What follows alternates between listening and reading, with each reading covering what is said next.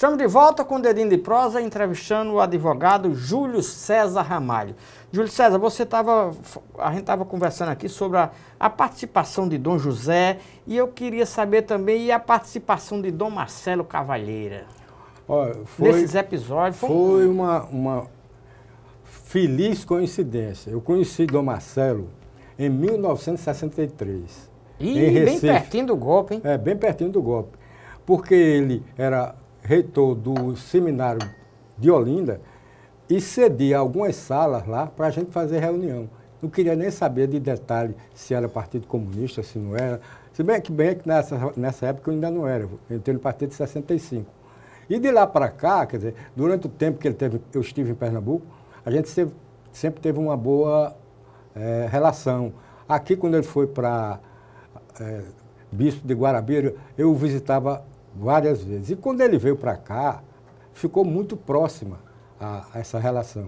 E Dom José, ele era um homem extremamente bem antenado. Dom José ou Dom Marcelo? Ou melhor, Dom Marcelo. Dom Marcelo Cavalheira. Porque ele era vice-presidente da CNBB.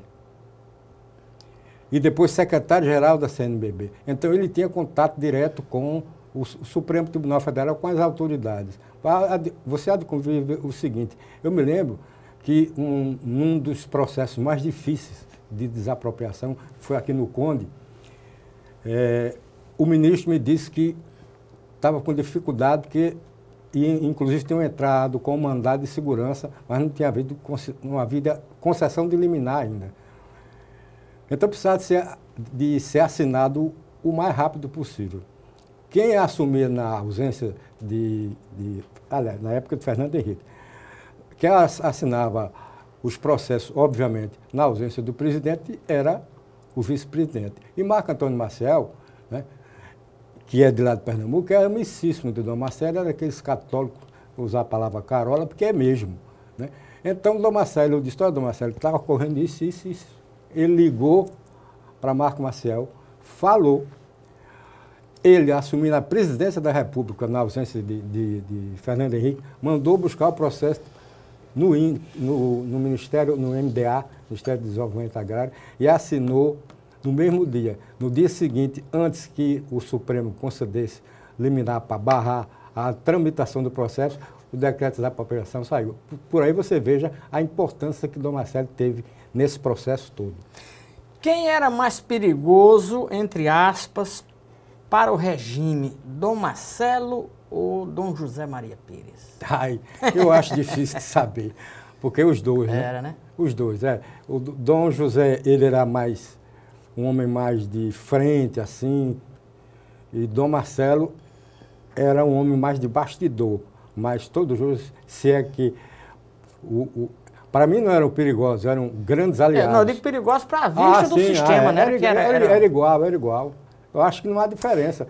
São dois estilos, mas no frigir dos ovos o resultado era o mesmo. Só para eu tirar uma dúvida, em 63 a igreja, de certa forma, apoiava, mas Dom Marcelo não, apoiou o golpe.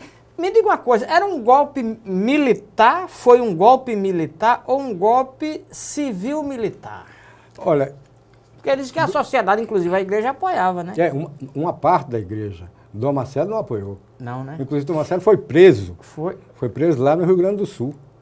Entendeu? Logo no começo das histórias todas, da ditadura. Quando Frei Betão, já depois, um certo tempo, né, quando Frei Beto foi preso, porque foi acusado, inclusive, de dar, como de fato eles fizeram, não tem problema nenhum em fazer, de atravessar o pessoal de vários partidos clandestinos, Franklin Martins, etc. Todos eles passaram do Rio Grande do Sul para a Argentina ou Uruguai através da intercessão ou de Dom Marcelo ou de Frei Beto.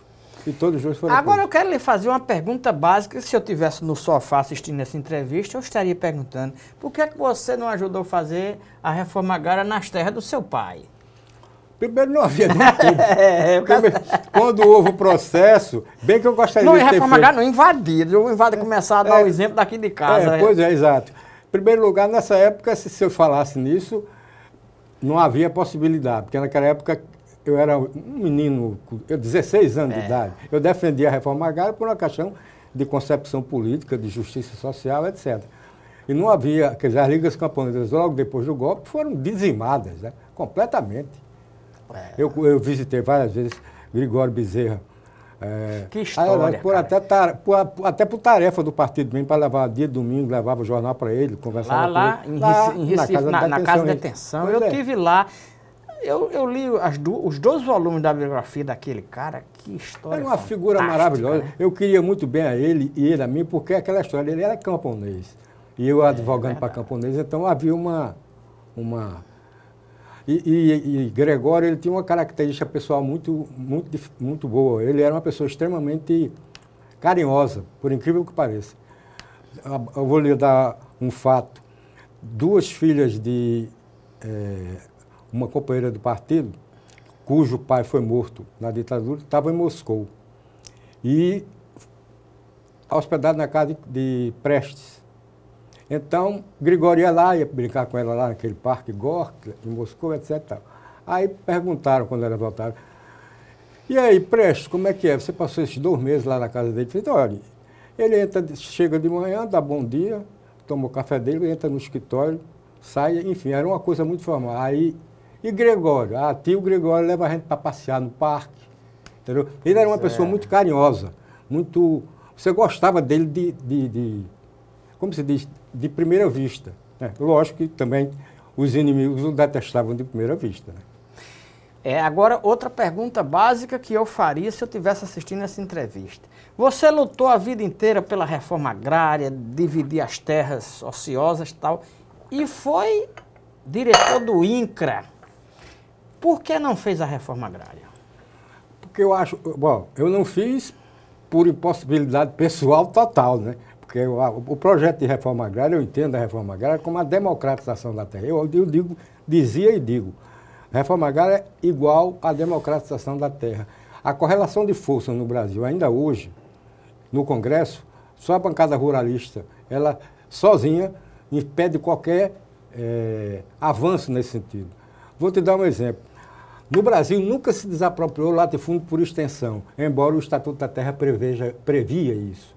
E segundo, o por exploração, isto é, aquele que não está sendo bem explorado, os índices para você medir se uma área está sendo explorada ou não, são de 1975. Nem isso, que é uma coisa do Executivo, foi feito por pressão do latifúndio e de seus aliados dentro do governo. Nem Lula, nem Fernando Henrique, nem Dilma. Eu vou dizer, Dilma fez muito menos do que Fernando Henrique desapropriou. Porque a lei que foi promulgada em 94, 95, se não me engano, 95, que terras ocupadas não podem ser alvo de desapropriação, e a do governo Fernando Henrique. Logo no início ele desapropriou muita coisa, depois... Pois é, a gente tem muito pouco tempo, talvez 1 minuto e meio, e eu queria lhe perguntar o seguinte: depois de tanta luta, tanto sofrimento, perseguição, passar o que passou e o Brasil está hoje como está, valeu a pena? E que leitura você faz deste Brasil de agora? Bom, valeu a pena, e se fosse necessário fazer, eu fazia de novo. De novo, né? De novo, não tenha dúvida. Eu acho que o Brasil de hoje é 10 vezes melhor do que o Brasil de 64. Não tenha dúvida. Do que de 70. Não tenha dúvida. E do que há 12 anos atrás. A crise que se está vivendo hoje no Brasil, a meu ver, ela tem um lado conjuntural, mas tem um lado estrutural também. Quer dizer, hoje, você veja que depois da eleição da presidente Dilma, a última eleição, não houve uma aceitação por parte da oposição, especialmente da direita, o DEM, o PSDB, de aceitação. Não quer aceitar. Não quer aceitar. Então, quer dizer, o ajuste fiscal, ela teve de ceder, né?